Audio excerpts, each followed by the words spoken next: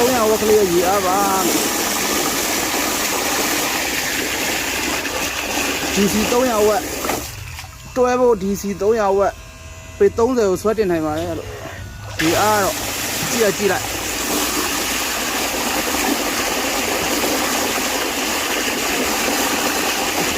တော်မော်တာမဆွဲနိုင်ပါဘူးလို့ပေ30ကို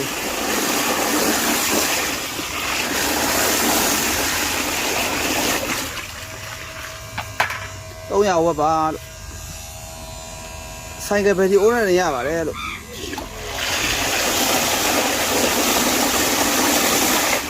ဒီကောင်းကိုရေထဲကိုသူတို့မြုပ်အောင်မြုပ်မှရေလိုက်ပါတယ်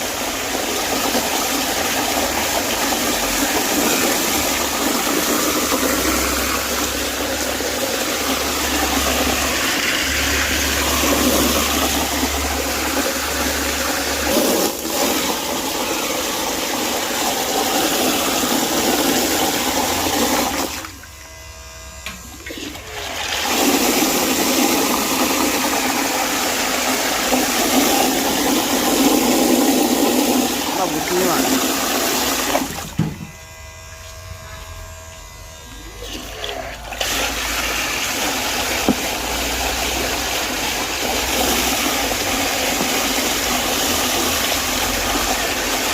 ပစ္စည်းအစုံမှာတစ်သိန်းနဲ့1000မှရောင်းပါတယ်ပေ30ကိုကြိုက်လို့ဆွဲလို့ရပါ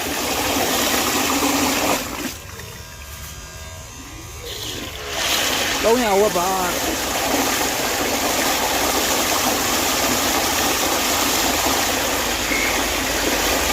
ဒီ30ကျော်လောက်ကြီးဆွဲနိုင်ပါတယ်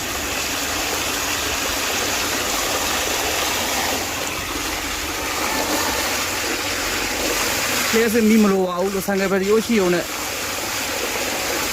အုံစီတွင်းကနေဆွဲတင်နိုင်ပါတယ်